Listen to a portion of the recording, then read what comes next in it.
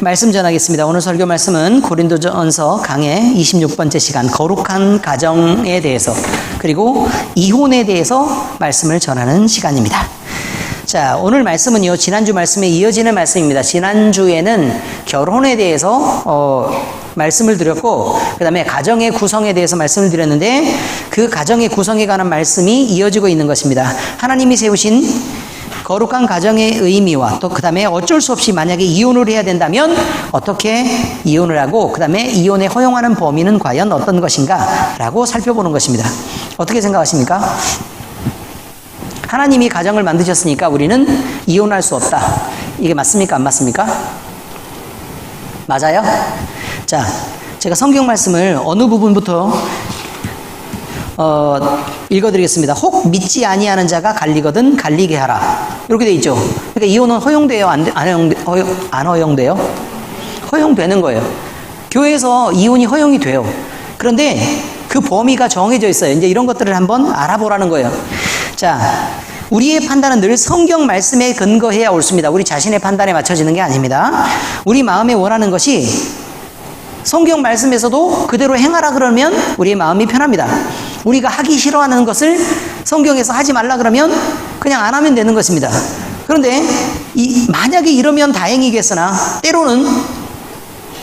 때로는요, 아니 대부분은 우리가 원하는 것을 하지 말라고 금하시고 우리가 하지 않고 싶고 또 귀찮고 싫은데 하나님은 굳이 행하라고 하시기 때문에 그것이 문제입니다. 그렇지만 우리는 하나님이 기뻐하시는 일을 금하고 또 하나님이 금하시는 일을 멈춰야 합니다. 왜냐하면 그것이 예수 그리스도의 종이며 하나님의 자녀인 성도답기 때문에 그렇습니다. 그러므로 가정이 해야 할 일에 대해서 지금까지 신중하게 생각해 보지 않았다면 이제 오늘 말씀을 근거로 해서 결혼과 이혼, 그 다음에 또 가정은 어떻게 해야 될 것인가라는 그런 부분에 대해서 좀 신중하게 잘 생각해 보시고 그런 가정도 꾸미고 또 하나님 앞에 바람직한 가정을 잘 세워나가시기를 예수 그리스도의 이름으로 축원합니다. 자, 성경 말씀을 먼저 보면요, 이렇게 되어 있습니다. 내가 결혼하지 아니한 자들과 과부들에게 이르노니, 그러니까 처녀 총각들이나 과부들에게 말한다 이런 말이죠. 그러니까 혼자이거나 아니면 홀로 된 사람들에게 말한다. 나와 같이 그냥 지내는 것이 좋으니라 이렇게 되어 있어요. 사도 바울은 그냥 총각입니다. 총각인데 그냥 나이 들어서까지 쭉 하나님의 일만 하고 그냥 그렇게 살았는데 차라리 그렇게 지내는 게 좋으니라 라고 얘기하는 거예요. 결혼해 보신 분들은 알아요. 에휴, 차라리 저렇게 살 걸 이렇게. 자, 그런데도 만일 절제할 수 없거든 결혼하라. 그러니까 자기의 욕구가 절제가 안 되고 범죄를 할 것 같으면 결혼하는 것이 오히려 낫다 이런 말이죠. 정욕이 불같이 타는 것보다 결혼하는 것이 나으니라 라는 말이죠. 결혼한 자들에게 명하노니, 그럼 이제 여기까지 끊어져서 이제 다시 가는 거예요. 결혼한 자들에게 명하노니 명하는 자는 내가 아니요 주시라. 이게 무슨 말이에요? 이거는 하나님의 말씀이니까 반드시 지켜야 되는 것 이란 말이죠. 여자는 남편에게서 갈라서지 말고 또 만일 갈라섰으면 그대로 지내든지 다시 그 남편과 화합하든지 해라. 남편도 아내를 버리지 말아라. 그 나머지 사람들에게 내가 말하노니 이렇게 얘기하죠. 자, 남편도 아내를 버리지 말라. 여기까지가 아내도 남편을 버리지 말고 남편도 아내를 버리지 말라라고 얘기하는 게 바로 뭐냐면 주님께서 말씀하시는 것이니까 이건 꼭 지켜야 된다 이런 말이에요.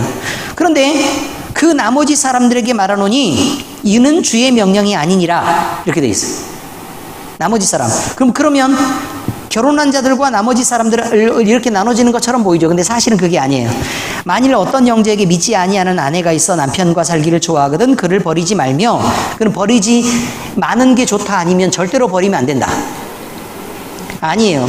주의 명령이 아니니라 라고 돼 있죠. 주의 명령이 아니라고 돼 있으면 만일 어떤 형제에게 믿지 않는 아내가 있다. 그런데 남편과 살기를 좋아하거든 그를 버리지 말며라는 말은 절대로 그를 버리면 안 된다는 말이 아니라 그를 버리지 않는 편이 훨씬 도움이 되고 유익하다 이렇게 얘기하는 거예요. 아시겠어요? 주의 명령이 아니에요. 어떤 여자에게 믿지 아니하는 남편이 있어 아내와 함께 살기를 좋아하거든 그 남편을 버리지 말라. 이것도 주의 명령이 아닙니다. 알겠어요? 덕을 위해서 그냥 하는 거라고요.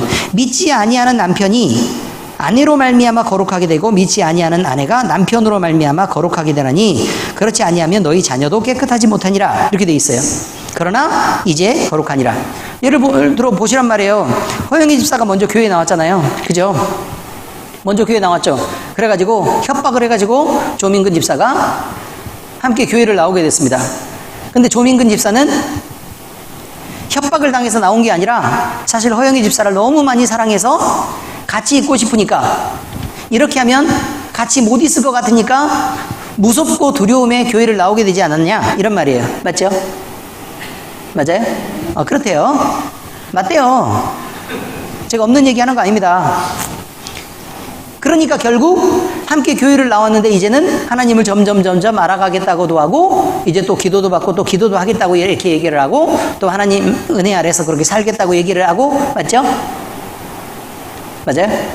그렇대요. 보세요. 그래서 그 집이 거룩하게 되고, 그 다음에 우리 유준이도 하나님의 은혜 아래서 그렇게 그 거룩함을 입고 살아가게 된다. 이런 의미입니다. 박수. 네. 그런 뜻입니다. 그러니 혹 믿지 아니하는 자가 갈리거든 갈리게 하라. 이게 무슨 말이냐면, 믿지 아니하는 자가 갈라지고 싶어요. 그러니까 아내를 사랑하지도 않고 남편을 막 사랑하지도 않고 둘이 서로 함께 붙어 있는 것도 싫어하고, 그래서 막 짜증나고 귀찮고 이래가지고 그냥 갈라서고 싶어. 그래서 나는 갈라설래 라고 얘기하면 막지 말라는 거예요. 막지 말아라.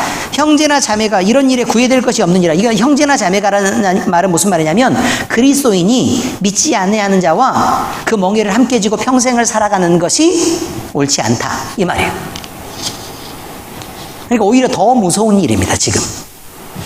그러나 하나님은 화평 중에서 너희를 부르셨느니라. 그러니까 싸우라고 부른 게 아니라 화평하라고 부르셨다. 근데 이거는 하나님과의 화평을 위해 부르기도 하고 형제와의 화평을 위해서 부르기도 하고 이렇다, 그 말이에요. 그런데 믿지 아니하는 자와 멍에를 함께 매지 말라는 얘기는 그들과 화평하라고 부른 것은 아니다, 이 말이에요.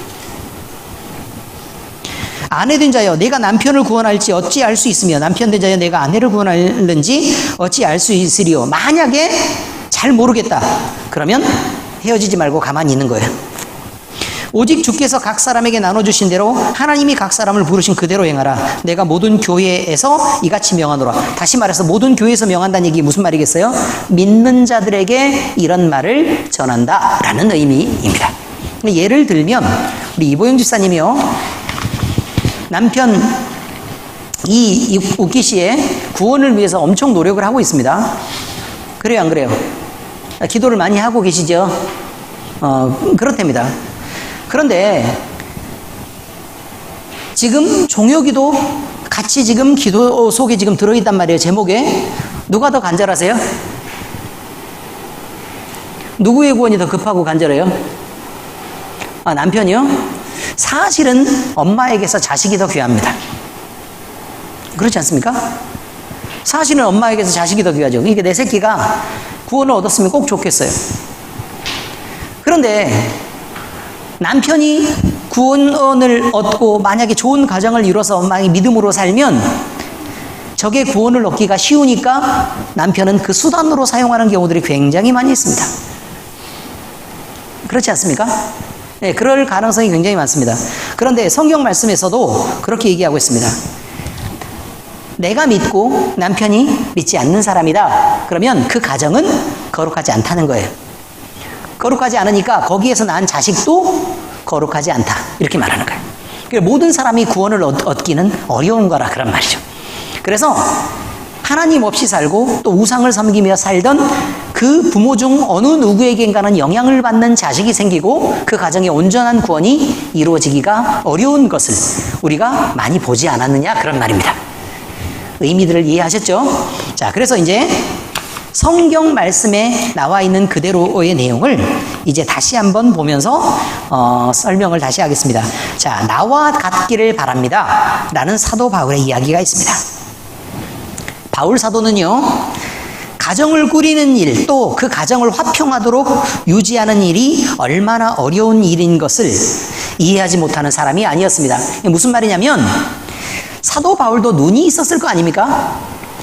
그러면 그 당시의 고린도 지역에서는요, 뭐 음란하고 그냥 방탕하고 이런 일들이 뭐 흔했습니다. 그러니까 남편도 막 창녀들을 불러다가 술 마시고 놀고 아내들도 막 다른 남자들과 막 이렇게 쉽게 어울리고 이런 일들은 너무 흔한 일이고 또 그런 줄 알면서도 또 집안의 권세를 유지하기 위해서요. 가문의 권세를 유지하기 위해서 다른 남자를 사랑하는 걸 내 아내가 그러는 줄 뻔히 알면서도 그냥 쉽게 용납하고 그냥 각자들을 이렇게 즐기면서 이렇게 사는 거예요. 그리고 돈 많은 사람들은 쉽게 이혼을 하고 그냥 아무나 데려다가 막 이렇게 살고 이렇게 하는 것들을 보았습니다. 요즘과 다릅니까? 제가 볼 때는 전혀 다르지 않은 것 같은데요. 네, 그렇습니다. 그러니까 그런 가정들 또 그런 상황들 속에서 성도의 가정이 그렇게 어려움 속에서 이렇게 유지되는 것들을 보았습니다. 그래서 한 사람이 한 사람을 만나서 서로 아끼고 사랑하는 일이 얼마나 어려운 일인가. 그리고 다른 사람을 위해서 내가 가진 자유의 일부의 분량을 포기하고 저 사람을 위해서 내가 일부의 구속을 인정하고, 왜냐하면 남자의 몸은 그 여자가 주장을 하고 여자의 몸은 남자가 주장한다라고 저번 시간에 얘기했던 거 들으셨죠? 그러니까 그렇게 서로에게 구속된 것을 인정하고 살기가 쉬운 게 아니었다, 이런 말입니다. 그러니 사람이 한 가정을 유지하기 위해서 즐거움이나 만족이 있는 것보다는 오히려 의무를 강요하고 희생과 노력이 더 많이 필요하다. 또 그것은 가정을 이루는 당사자들에게 가정을 위해서 밖에 나가서 노는 것보다 가정을 이루기 위해서 더 많은 집중이 요구된다라는 것을 인정하는 것이다, 그런 말입니다. 바울은 이것이요,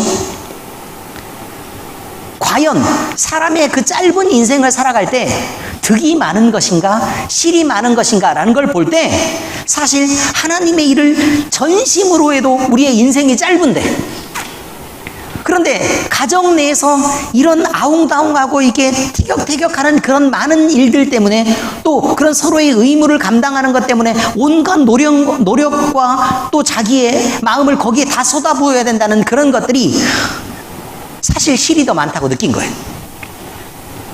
잃어버리는 게 더 많다. 그래서 아까운 시간을 쓸데없는데 소모하는 경우가 더 많다라고 본 것입니다.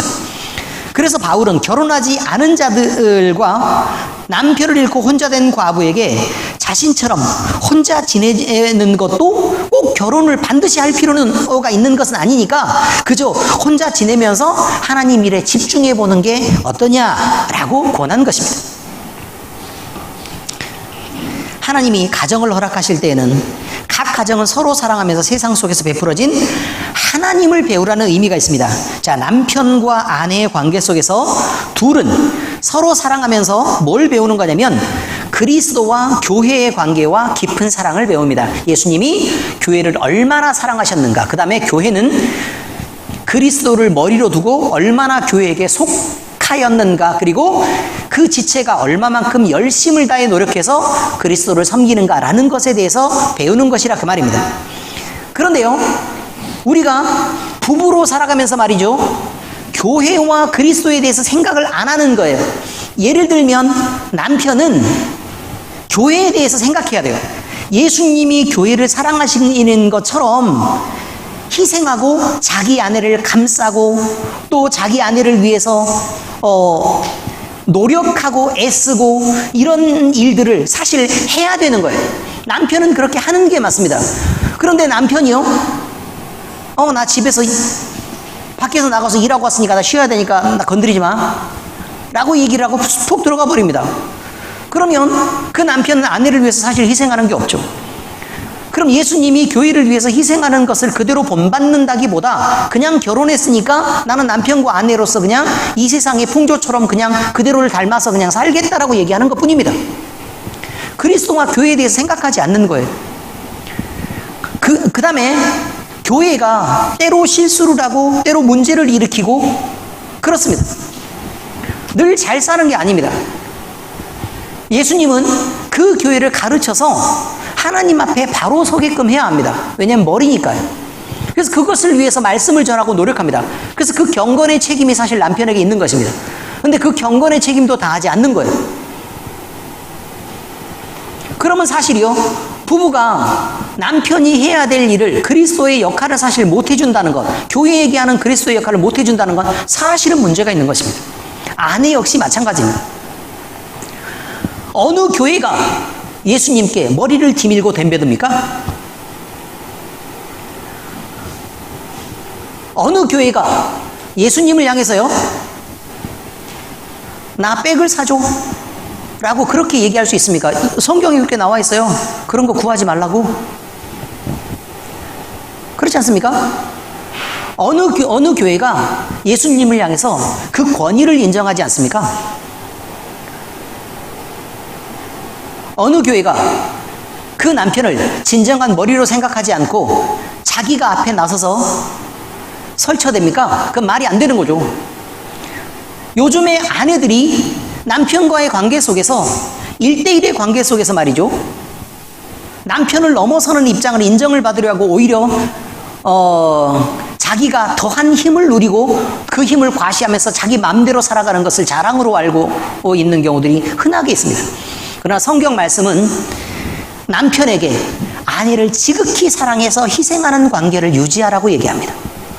아내에게는요, 남편이 그 머리인 것을 인정하고 하나님이 머리로 세우신 사람인 것을 알고 그 권위를 인정하라고 얘기합니다. 그리고 남편을 적극적으로 도와서 남편이 하나님의 영광을 위해 세워질 수 있도록 돕는 배필로서의 역할을 다 하라고 얘기합니다. 누가 누구에게 잘하라, 또 누가 누구에게 못해도 괜찮다는 얘기로 편을 들려고 하는 게 아닙니다. 성경 말씀은 서로 아끼고 서로 사랑해야 된다고 얘기하고 있습니다. 그 책임을 서로는 다 해야 되는 것입니다. 자, 부부의 관계에서 이렇습니다. 부모와 자식의 관계에서는요, 하나님을 우리는 아버지라고 부르고 하나님 아버지는 우리를 사랑하시되 끝까지 사랑하셨습니다. 이렇게 하나님과 나와의 관계를 배우는 것입니다. 형제와 형제의 관계를 통해서는요, 성도와 성도 사이의 사랑의 관계를 배우는 것입니다. 그리고 교회 안에 있어야 할 사랑과 희생, 양보 등을 배우는 것입니다. 바울은요, 혼자 살고 있었습니다. 그런데 성령 하나님이 다메섹 도상에서 바울에게 예수님이 찾아오시고 성령이 그에게 충만해진 다음에는 이런 것들을 사실 배우지 않아도 이해할 수 있게 되었습니다. 예를 들어 결혼하지 않아도 부부의 관계가 어떠해야 한다는 것을 알게 되었습니다. 자기가 자식을 낳지 않았는데 아버지가 자식에게 품는 마음이 어떠해야 된다는 것을 알게 되었습니다. 이해할 수 있게 됐어요. 왜냐하면 성령이 감동하셔서. 자, 이렇게 충분히 이해가 되었기 때문에 그래서 그는 성령 시대의 성도들에게 반드시 결혼이 필요한 것은 아니다, 네가 성령 충만하면 괜찮다라고 말할 수 있었던 것입니다. 그래서 바울은 결혼 생활을 유지할 만한 그 어마어마한 노력을 복음 전파와 하나님의 사역에 집중하는 것이 더 바람직하고 좋다고 얘기한 것입니다. 자, 두 번째 이야기입니다. 모든 가정은 하나님을 섬기는 의무를 다해야 합니다.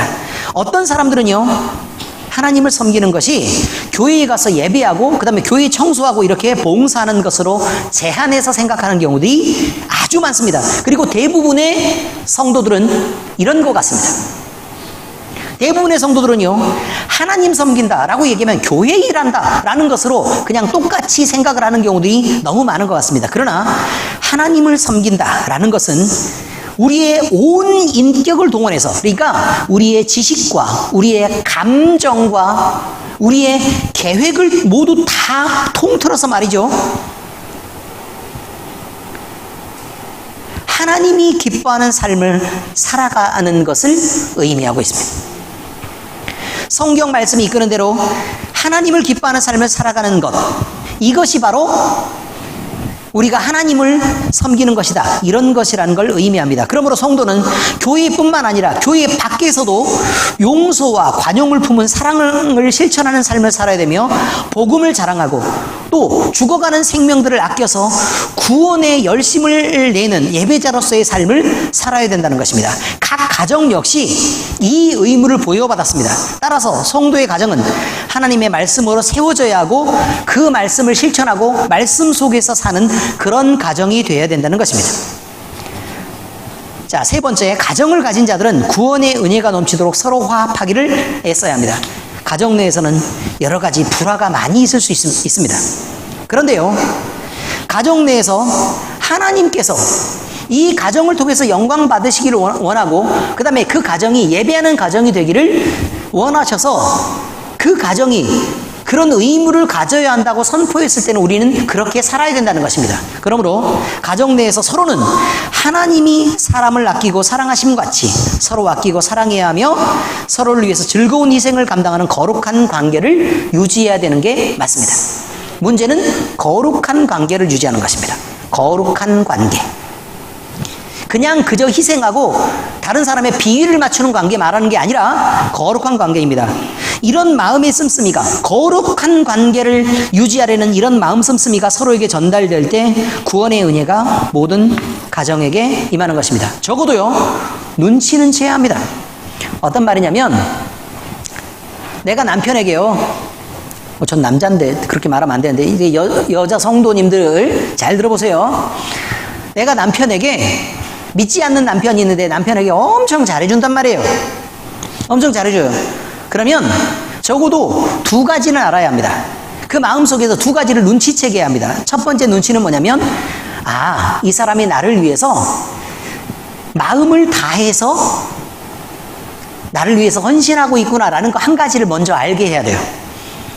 아시겠어요? 어떤 걸 느끼게 해야 된다고요? 마음의 진심을 다해서 나를 위한 헌신을 다하고 있구나라는 걸 한 가지를 느끼게 해야 돼요. 아시겠죠, 조현상 집사님?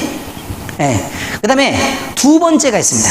두 번째는 뭐냐면, 그냥은 아닌 것 같고 분명히 목적이 있는 것 같은데 나를 예수 믿게 하려고 그러나? 라고 느끼게 해야 합니다. 아시겠습니까? 그걸 느끼게 해야 합니다. 그래서 하나님의 지극한 사랑으로 내가 너를 사랑하고 있다는 것을 알게 해야 한다, 그런 말입니다. 이것이 굉장히 중요합니다. 그래서 시간이 쭉 지나면요, 언젠가 만약에 남편이 막 늘 잘할 수도 있지만 어쩌다 막 크게 잘못할 때가 와요. 그럼 결국 어떤 말을 하게 되는 거냐면, 내가 교회를 그럼 나가볼까? 이렇게 얘기한다고요. 아시겠죠, 무슨 말인지? 그리고 또 더 교회를 나가면서도 막 더 큰 잘못하고 막 이렇게 하죠. 그러면 내가 진심으로 예수님 한번 믿어볼게, 이렇게 된다니까요. 여러분이 뿌린 씨앗이 그렇게 걷어지는 것입니다. 자, 이제 성경 말씀의 적용입니다. 자, 성도는요, 오늘 말씀에서 보면 그렇습니다. 성도는 미리 대비하여 죄를 피하는 삶을 살아야 합니다. 이게 굉장히 중요합니다. 죄는 미리 예상해서 피해야 합니다. 좋은 물건을 보고 내가 막 엄청 욕심이 생기는 거예요. 막 갖고 싶어요. 그럼 빨리 그 자리를 피해야 합니다. 막 갖고 싶은 막 좋은 물건이 있는데 막 안절부절 못하고 자꾸 쳐다보고 막 이렇게 해서 너무 좋다. 막 그러고 또 이렇게 지나가다가 돌아와서 또 너무 좋다. 이러면요, 방탕하게 되거나 아니면 그 물건을 훔치게 됩니다. 무리해서 사게 되거나 아니면 훔쳐서라도 갖고 싶다, 그런 말이죠. 자, 미워하고 또 만날 때마다 부딪히고 싸우는 어떤 사람이 있습니다. 그럼 그런 사람하고 만날 어떤 기회들이 혹시나 생길 수 있습니다. 그러면 그런 만남의 기회는 웬만하면 피해야 합니다. 내가 예수 믿는데 뭐 당당하게 내가 뭔 잘못이 있어? 내가 당장 가서 떳떳하게 내가 행동하고 말 것이야, 이렇게 얘기하면 거기서 싸우게 됩니다. 죄를 범하게 된단 말입니다. 또 술을 마시는 것도 마찬가지입니다. 술에 취하면 온전한 이성으로 행동할 수 없고 늘 실수를 하게 됩니다. 그러면요, 술을 마시고 취하는 자리를 피해야 하고, 그런 것은 애초에 가까이 하지 말아야 합니다. 지금 나이란 이런 것들은요, 많은 것들 중에 몇 가지 예에 불과합니다. 이런 것들은 우리의 일을 죄로 이끌어 무너뜨리려는 유혹이 있는 것들입니다. 우리는 죄를 피하고 성도의 성결한 삶을 유지하기 위해 음란하고 방탕한 일과 또 그런 일에 가까이 하는 자리들을 늘 피해야 합니다. 예상할 수 있습니다. 예상할 수 있습니다. 예를 들어 술 마시는 자리에 간다. 그러면 내가 어떤 실수를 할 수 있는 자리에 간다, 또는 이런 죄에 가까이 가는 것이다 라는 것들 정도는 쉽게 알 수 있는데도 불구하고 그 죄가 솔깃해서 거기에 간다면 그는 무너지는 것입니다. 사도 바울은 이런 인간적인 정욕을 절제하지 못하는 것은 죄에 가까이 다가가는 것이므로 애초에 그것을 용납하지 말라고 경고하고 있습니다. 홀로 살면서 나는 자신 있게 나는 혼자 살면서 하나님을 섬길 수 있어 라고 얘기하면서 자기 마음속의 음란이 감춰지지 않고 절제되지 않는다는 걸 아는 사람은 굳이 쓸데없는 자신감으로 결혼하지 말고 혼자 살면서 하나님의 일을 한다고 그렇게 설치지 말라 그런 말입니다. 겸손하게 결혼해서 차라리 그 수고로움을 아내를 섬기는 그 수고로 아내를 사랑하는 그 고통을 감당을 해낼지언정 죄에 가까이 가지 말아야 된다 이런 말을 하고 있는 것입니다. 남편들의 얼굴이 밝아졌습니다. 씁쓸합니다. 성도는 긴장해야 합니다. 자신이 죄에 빠지지 않도록 그 유혹을 미리 차단해야 합니다. 이것이 성도입니다. 스스로 조심하지 않으면 마귀는 우는 사자같이 두루다니며 삼킬 자를 찾고 있습니다. 우리가 그 대상이 되어서는 안 되겠습니다. 누가복음 21장 34절 너희는 스스로 조심하라. 그렇지 않으면 방탕함과 술취함과 생활의 염려로 마음이 둔하여지고 뜻밖의 그날이 덫과 같이 너희에게 임하리라. 보세요. 방탕하기도 쉽고 술 취하기도 쉽고 생활의 염려를 하기도 쉬워집니다. 근데 그 생활의 염려가 하나님의 영광을 드러내는 것이냐? 그렇지 않다고 얘기하는 것이죠. 이것은 방탕함이나 술 취함과 같은 계열의 죄입니다. 두 번째, 결혼한 부부가 이혼하는 것은 되도록 피해야 합니다. 자, 부부가 되는 것은 하나님이 허락하신 것입니다. 그러나 모든 부부가 하나님의 영광을 위해 살고 있는 것이 아닙니다. 여기에 우리의 의문이 있습니다. 예를 들어 믿는 아내와 믿지 않는 남편이 함께 사는 부부가 있다고 가정해 보십시다. 이 둘은 서로 사랑하며 서로를 향해 부부가 지키고 배려해야 할 의무를 다 하고 있습니다. 동시에 그 의무를 넘은 배려도 하고 따뜻함도 있고 서로를 아끼고 사랑하기도 한다고 가정해 보기로 하십시다. 그럼에도 불구하고 이 둘은 적어도 믿는 아내와 믿지 않는 남편이라면 신앙적인 면에서만큼은 분명히 부딪힐 수밖에 없습니다. 자, 이때 부부는 이혼해야 할까요? 성경은 기본적으로 믿음의 자녀들 사이의 관계를 말하고 있습니다. 그러므로 부부가 되어서 절대로 헤어지지 말아야 되는 대상은 서로 함께 믿는 형제 자매였을 때, 다시 말해서 함께 가정을 이루고 성도가 되었을 때는 이혼해서는 안 됩니다. 그것은 하나님이 허락하신 일이 아닙니다. 그러니 믿지 않는 남편을 두신 분들은 잘 생각해야 됩니다. 이 남편을 구원해서 교회로 데리고 와서 만약에 믿게 되면 우리는 이혼이 불가능하게 됩니다. 대충 이해를 하셨죠? 각오를 잘 하시고 데리고 와야 합니다. 오히려 그것을 눈치채고 그 자유를 뺏길까봐 일부러 전도를 안 하는 이모 집사님도 있습니다. 자, 그런데요, 우리가 믿는 형제들 사이에 있는 이혼은 허용하지 않지만 믿지 않는 자와 함께하는 것은 하나님의 영광을 나타낼 수는 없습니다. 적어도 그 가정을 통해서는. 그래서요, 믿는 자와 믿지 않는 자가 함께 있는 자리를 성경은 전혀 고려하고 있지 않습니다. 그래서 보통 여기서 사회적으로 얘기하는 율법적인 것, 그러니까 법으로 얘기하는 사회적으로 도덕적으로 그냥 이래야 된다라고 얘기하는 것과 성경이 얘기해서 범위를 정해주는 것은 전혀 다른 의미가 있습니다. 사회적으로는요, 서로에게 피해를 주지 않는 범위의 자유를 허용합니다.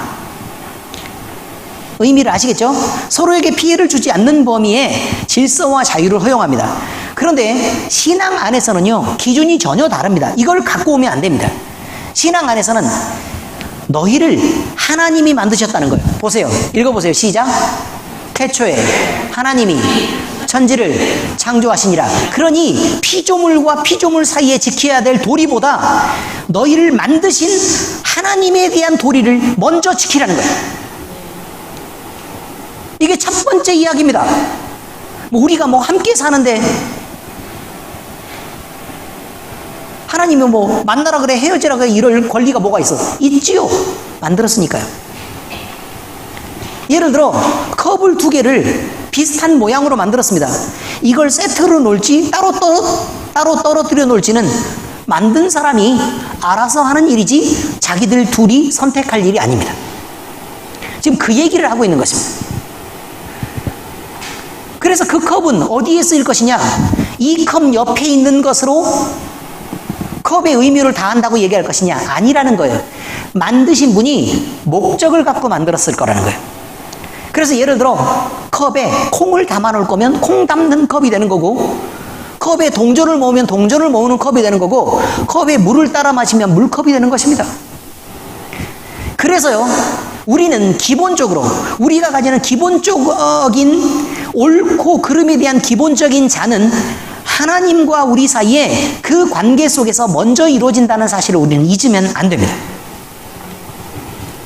그래서요, 하나님은 하나님 없는 자들을 분리하라고 신앙의 결단을 요구합니다. 믿지 않는 자들과 멍에를 함께 매지 말라고 요구합니다. 그러므로 성도가 믿지 않는 배우자로부터 하나님을 버리라는 공격을 만약에 받는다면 이혼까지 생각하는 것은 성경적으로 전혀 틀린 것이 아닙니다. 오히려 성경이 권하는 것입니다. 할 수만 있다면 우리는 하나님을 온전히 섬기는 가정을 만들어 하나님께 영광을 돌리는 삶을 살아야 되기 때문에 그렇습니다. 그럼 그렇다 그래서 무작정 지금 믿지 않으니까 헤어져야 되느냐? 성경은 그렇게 말하지 않습니다. 시간이 지나 그 사람이 너 때문에 구원받을지 어떻게 아냐? 이렇게 지금 얘기하죠. 의미를 이해하시겠죠, 이제? 그래서 어쨌든 구원받는 게 목적입니다. 구원받는 게 목적입니다. 내가 버리면 그 사람은 그냥 영원히 버려지는 것입니다. 내가 버리는 것을 선택하는 순간, 그럼 내가 버리지 않고 옆에 데리고 있으면 늘 구원의 기회가 있는 거죠. 성경은 그 얘기를 하고 있습니다. 그러면서 뭐라고 얘기하는 거냐면, 너도 용서받았잖니? 너도 용서받았잖니? 너 처음부터 잘했냐? 이런 얘기입니다. 그래서 이제 거기에 마음의 싸움이 있습니다. 어떻게 할 것인가? 어떻게 할 것인가? 기도해야 합니다. 사도 바울은 오늘 본문의 말씀으로 우리가 받은 은혜를 생각하게 합니다. 우리 역시 죄인이었으며 복음의 외인이었고 이방인이지만 은혜를 입어 용서받은 자라는 사실을 떠올리라는 것입니다. 그래서 바울은 불신앙인 배우자와 함께 사는 성도에게 결혼을 유지할 단서를 제안합니다. 이러면 너희는 결혼을 유지할 수도 있어. 그러니까 이런 소망을 품고 결혼을 유지해도 괜찮아 라고 얘기합니다. 첫째는요, 서로 사랑하는 부부의 관계입니다. 서로 깊게 사랑합니다. 그리고 서로 배려하고 아끼고 있습니다. 그래서요, 시간이 지나면 그 영혼이 구원받을 기회가 생길 것도 같습니다. 그러면 그 결혼은 유지해야 맞는 편에 속한다, 뭐 이런 것입니다. 절대로는 아닙니다. 그런데도 갈라지겠다라고 얘기하면 그거는 교회도 막지 말아라라고 얘기하고 있습니다. 지금까지 들어왔던 거하고는 되게 많이 다르죠, 지금? 그렇죠? 자, 둘째요. 자녀의 거룩함을 위해서 하는 희생입니다. 부모가 거룩하지 않으면 자녀는 부모와의 소울 타이가 있기 때문에 거룩하지 않게 됩니다. 이것을 피하려면 온전히 믿는 가정을 이루라는 것입니다. 내 자녀가 거룩하게 되기를 원한다면 내 남편을 부지런히 구원하라는 얘기입니다. 근데 내가 먼저 우선이고 내가 누리는 평안, 내가 누리는 즐거움, 내 자유가 우선이니까 그냥 남편이 특별히 나를 공격하지 않는 이상 그냥 그대로 버려주고 자기 마음대로 살게끔 내비둡니다. 그의 거룩함을 위해서 희생하고 헌신하지 않는다, 그 말입니다. 그런 것들을 쉽게 포기해버립니다. 그러니까 내 자녀도 못 믿는 자리에서 끝까지 그렇게 가고 있는 것입니다. 마태복음 5장 32절, 나는 너희에게 이르노니 누구든지 음행한 이유 없이 아내를 버리면 이는 그로 간음하게 하며 또 누구든지 버림받은 여자에게 장가드는 자도 간음함이니라. 이거 어디에 적용되는 거라고요? 어디에 적용되는 거예요? 자, 남편이 있어요. 여자가 음행하지 않았어요. 근데 아내를 버렸어요. 그러면 이 여자에게 다른 데로 시집가도 된다라고 허용한 거니까 이 여자에게 음행을 시키는 거라, 그 말이에요. 또 버림받은 여자가 있어요. 그런데 어떤 남자가 이 여자하고 결혼했어요. 그럼 어떻게 된다고요? 이 남자도 음행한 거라고요. 의미를 이해하시겠죠? 근데 이것은 어디에 적용되는 거라고요? 믿는 자들 속에서. 믿는 자들 속에서. 믿는 자와 믿지 않는 자 사이에서는 전혀 다른 규칙이 적용되고 있다는 사실을 기억하셔야 합니다. 자, 세 번째입니다. 하나님이 허락하신 가정의 처음 된 목표는 하나님을 예배하고 그를 영화롭게 하는 것입니다. 사도 바울도 혹 믿지 아니하는 자가 갈리거든 갈리게 하라 라고 말합니다. 형제나 자매가 이런 일에 구애될 것이 없느니라. 그러니 믿는 사람은 믿지 않는 아내나 남편이 있을 때 갈라서는 것도 전혀 구애받을 게 없다라고 말합니다. 음행이란 우리가 남자가 여자와의 성관계나 여자가 남자와의 성관계에 의해서만 음행을 말하지 않습니다. 더 큰 음행은 하나님을 사랑해야 되는 자가 하나님을 사랑하지 않는 것이 음행입니다. 하나님을 사랑하고 섬겨야 되는 자가 다른 세상을 섬기거나 이방신을 섬기거나 다른 것을 하나님보다 더 소중하게 생각해서 마음에 품는 것을 음행이라고 얘기합니다. 그의 마음에 품는 것을 뭐라고 얘기하는 거냐면 결혼한 여자가 다른 남자를 마음에 품고 사랑하고 있는 것과 똑같이 해석하고 있습니다. 근데 그 결혼한 여자는 하나님을 섬기는 성도를 의미하고 있습니다. 하나님을 섬기는 교회를 의미하고 있습니다. 하나님을 섬기지 않는 자다, 믿지 않는 성도가 아니다 라고 얘기하면 그들의 음행은 그저 당연한 것으로 보는 것입니다. 사람의 제일 되는 목적은 하나님을 영화롭게 하는 것과 영원토록 그를 즐거워하는 것입니다 라고 나와 있어요. 이게 소요리 문답 제 첫 번째 질문입니다. 그러므로 각 가정의 제일 되는 목적 역시 사람으로 되어 있기 때문에 하나님을 영화롭게 하는 것과 영원토록 그를 즐거워하는 것일 것입니다. 우리가 각 성도로 설 때나 각 가정으로 설 때나 각 교회로 설 때 모두 하나님을 예배하고 그를 기뻐하며 그를 영화롭게 하는 것이 제일 되는 목적임을 우리는 잊지 말아야 할 것입니다. 야고보서 3장 17절 18절에 이렇게 되어 있습니다. 오직 위로부터 난 지혜는 첫째 성결하고 다음에 화평하고 관용하고 양순하며 긍휼과 선한 열매가 가득하고 편견과 거짓이 없나니 화평하게 하는 자들은 화평으로 심어 의의 열매를 거두느니라. 자, 이게 무슨 말이냐면 하나님이 우리에게 주시는 것은 첫째가 하나님만 사랑하는 성결이다라고 얘기하고 그 다음으로 화평도 있고 관용도 양순도 긍휼과 선한 열매가 가득하고 편견과 거짓 없는 이런 것들이 있다 그 말이에요. 첫째는 뭐라고요? 성결한 것이라 그 말이에요. 성결한 것. 그래서 그것을 지키는 것이 엄청 중요합니다. 기도하겠습니다. 하나님 아버지 감사합니다. 우리에게 가정을 주시고 부모가 되게 하셨고 자녀가 되게 하셨습니다. 우린 이 가정을 통해서 하나님을 배우고 또 하나님과 우리의 관계, 또 예수 그리스도와 우리의 관계, 또 형제와 형제 사이의 관계들에 대해서 배울 수 있게 됨을 하나님 앞에 감사드리며 영광을 올려드립니다.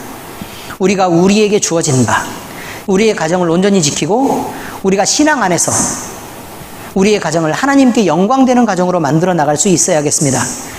우리의 마음을 다잡고 하나님 앞에 우리의 마음을 온전히 드릴 수 있는 성도로 바로 서게 하시고 우리 때문에 사랑하는 남편과 사랑하는 아내와 사랑하는 자녀들이 온전히 구원에 이를 수 있도록 하나님 우리를 씨앗으로 사용하여 주시옵소서. 우리의 헌신과 노력과 기도가 하나님 앞에 상달되고 우리의 헌신과 노력과 기도가 상대를 감동시켜서 마음의 사랑을 듬뿍 느끼게 하시고 그래서 아버지 하나님 예수 믿을 마음이 생기게 하시고 그 마음을 통해서 하나님 앞에 함께 아름다운 가정을 만들게 하시며 하나님 앞에 영광되는 가정 될 수 있도록 주께서 온전히 우리를 이끌어 주시옵소서. 우리의 모든 삶을 통해 우리 하나님이 영광 받으시고 우리가 온전히 성도된 삶을 살게 하시옵소서. 살아계신 우리 주 예수 그리스도의 이름으로 감사하며 기도합니다. 아멘.